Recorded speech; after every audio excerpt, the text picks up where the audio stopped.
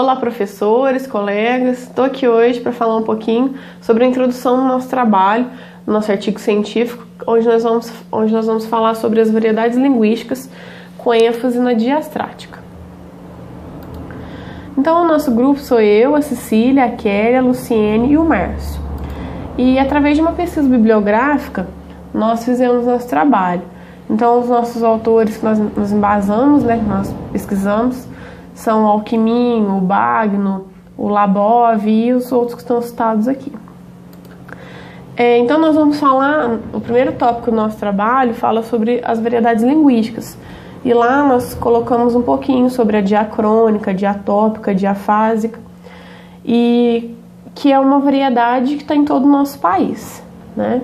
Então depois o meu colega vai aprofundar mais. Depois a gente dá uma ênfase na diastrática. Então eu coloquei essa imagem, né? Rola, nós, só porque é a maneira que cada grupo social vai falar, né? Tem as gírias. Então depois nós vamos dar um pouco mais de ênfase na diastrática. Aí vem depois o terceiro tópico, que são o preconceito linguístico, que ainda existe, né? Então essa imagem mostra bem isso, né? Um outro rindo do que falou, então ele acaba não falando mais, né? Se omite. E por último a gente fala sobre um desafio para a língua portuguesa, porque apesar de vários autores já falarem sobre essa questão das variedades linguísticas, ainda a língua portuguesa precisa se atualizar um pouco mais, né? Deixar claro que a língua falada é diferente da língua escrita. E depois nós concluímos nosso trabalho. Então, a Kelly, se eu não me engano, vai concluir melhor. Então, até mais. Olá, sou o Márcio Nascimento, aluno do quarto período de Letras. E dando continuidade na variação linguística, diastrática, vou falar um pouco sobre o preconceito linguístico.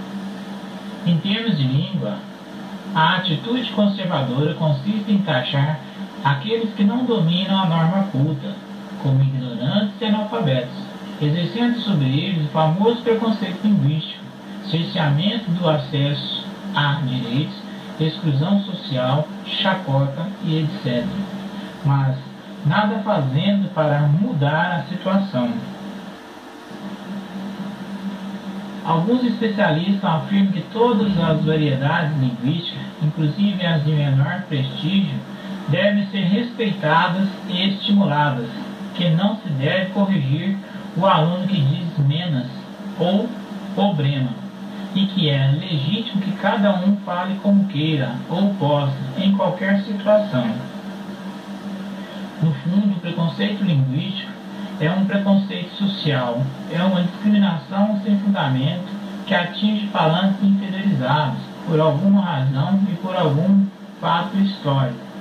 Nós o compreenderíamos melhor se nos dessemos conta de que falar bem é uma regra da mesma natureza das regras de etiqueta, das regras de comportamento social. Os que dizemos que falam errado são apenas cidadãos que seguem outras regras e que não têm poder para ditar quais são as elegantes. Olá pessoal, meu nome é Luciene, sou aluna do terceiro período de Letras e eu vou dar continuidade na fala do Márcio sobre preconceito linguístico.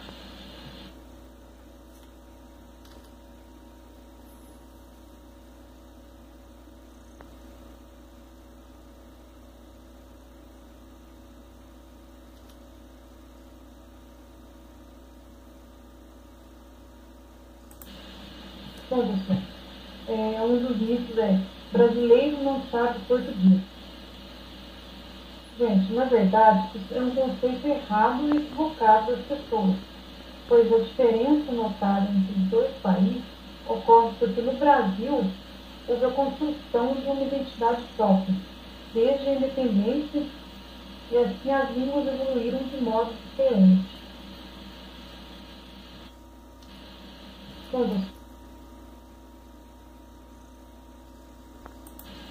Bom, o outro mito é que existe uma unidade linguística no Brasil. esse mito é facilmente desmentido, por várias razões, que vão desde a desigualdade social, os vícios de linguagem, o local onde a pessoa é criada e vários outros pequenos e grandes fatores que fazem existir uma grande variedade linguística no Brasil. O outro mito é o domínio da norma padrão é um instrumento de ascensão social. Gente, olha que cima isso.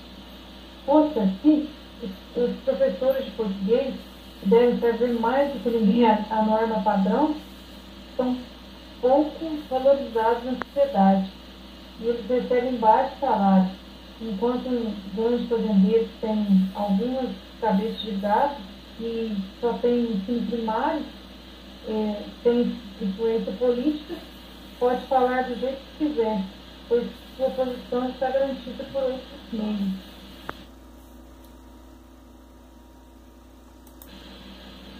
Bom, aqui nesse slide tem uma pergunta, um questionamento. Como combater o preconceito linguístico?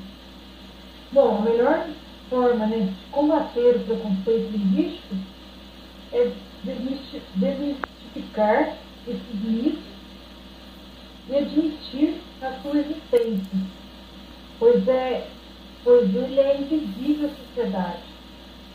Nós temos que mostrar aos nossos alunos que o preconceito, o que é o preconceito, né? E abordar esse tema em sala de aula, para que eles tenham consciência do que seja. Bom, pessoal, é isso. Espero que vocês tenham gostado e até a próxima. Boa tarde, pessoal. Meu nome é Cecília, eu estou no 4º período e vou estar falando com vocês um pouquinho a respeito das variações diastráticas. Também chamada de variação social, a variação diastrática diz respeito aos fatores relacionados à identidade dos interlocutores em determinado ato comunicativo. Dentre os principais fatores estão o fator etário. A idade dos participantes da comunicação é um dado relevante, já que a partir dela serão feitas escolhas linguísticas diferentes. Isso é visível na comparação entre um jovem e uma pessoa mais velha, em que cada um vai usar vocábulos mais comuns à sua geração. Por exemplo, uma pessoa mais velha vai usar a beça, boa pinta. Já uma pessoa mais nova vai usar bolado, caô, demorou, já é. Outro fator importante é o fator da classe social. Alguns usos linguísticos são indicativos de que o falante pertence a um grupo social específico.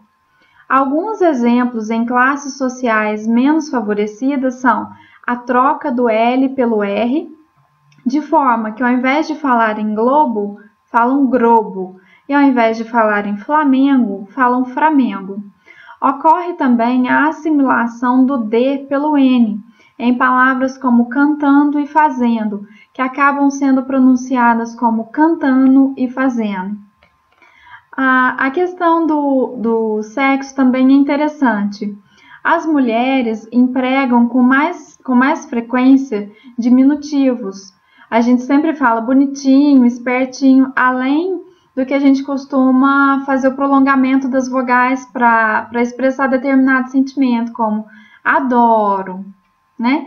Já os homens, eles utilizam um discurso mais ligado à objetividade, utilizando de respostas mais curtas, tipo sim, aham, Outro fator interessante a ser estudado é o fator profissional. Cada grupo profissional possui um conjunto de nomes e expressões que se ligam à atividade desempenhada. Trata-se do jargão típico de cada área. No campo do direito, por exemplo, as palavras utilizadas se referem a leis, decretos, artigos, e só quem é da área tem a capacidade de entender de plano o que está sendo falado, né? Não significa que as outras pessoas não possam entender, podem, mas de plano, ali na hora da conversa, somente uma pessoa da área é que vai estar entendendo o palavreado utilizado. Por fim, o fator da escolaridade é um fator muito importante, que chama muito a nossa atenção, porque nesse fator a gente estuda a norma padrão ou norma culta da língua. Deve-se ressaltar que se trata apenas de mais uma norma da língua, mas que é colocada historicamente como variante de prestígio e por isso mesmo serve de modelo para os falantes. No entanto, a norma padrão não tem em si nenhuma propriedade para que seja considerada superior às outras. Ao contrário das outras, a ela foi dada uma avaliação social positiva, sendo que ela foi historicamente definida, mas ela, assim como as outras, também é passível de mudança. As outras variantes, elas são frequentemente censuradas, e aí a gente entra no campo do assunto do preconceito linguístico. Esse preconceito, esse posicionamento por parte de algumas pessoas, acaba trazendo dificuldades para os outros indivíduos, porque há uma dependência da linguagem para a interação. Mas esse é um assunto que eu vou passar para os meus colegas, que vão estar conversando com vocês logo após. Obrigada. Meu nome é Kelly, sou do 4º período de letras. Nós estamos aqui, então, concluindo o nosso trabalho sobre as variações diastráticas. Bem, através do estudo sobre diastrática, aprendemos que a língua, formada como meio de interação social, requer a defesa de suas variações. E não podemos dizer que é certo ou errado, ou seja, a maneira de falar dos mais variados grupos deve ser respeitada e considerada, pois são adequadas em diversas situações, além de ser elementos essenciais da identidade de determinados grupos. Não podemos esquecer que a norma padrão é a modalidade de prestígio que deve ser usada em situações diversas. Pessoal, muitas das vezes nós achamos que porque estamos considerando as variações diastráticas, nós podemos também aceitar as coisas de qualquer maneira, falar de qualquer maneira. Não é isso que nós estamos aqui falando. Nós temos sim que respeitar as pessoas, as suas maneiras de falar, devido aos lugares, devido às situações, às condições em que elas vivem. Mas jamais devemos esquecer a nossa norma padrão, que é realmente prestigiado. Mas, em hipótese algumas, devemos excluir as variações diastráticas e nem discriminá-las do meio social e cultural. Ela é uma atividade humana que, nas representações do mundo que constrói, revela aspectos históricos e culturais. É através dela que o ser humano organiza e dá forma às suas experiências. Seu uso ocorre na interação social e pressupõe a existência de interlocutores no âmbito linguístico. Portanto, cabe aos estudantes considerar e aceitar as diversas maneiras das pessoas falarem, levando sempre em conta a classe social, idade, sexo, etc., em que estão inseridos. Olha só, mais uma vez, pessoal, cabe aos estudantes da língua, considerar e aceitar. Nós devemos, então, considerar, aceitar as maneiras, levando sempre em conta a idade. Porque as crianças, os jovens, os adultos, os idosos, cada um tem a sua maneira de falar. O sexo também. As mulheres, geralmente, elas costumam colocar as palavras no diminutivo. Leitinho, bonitinho. Já os homens não. Os homens já falam mais, do sexo.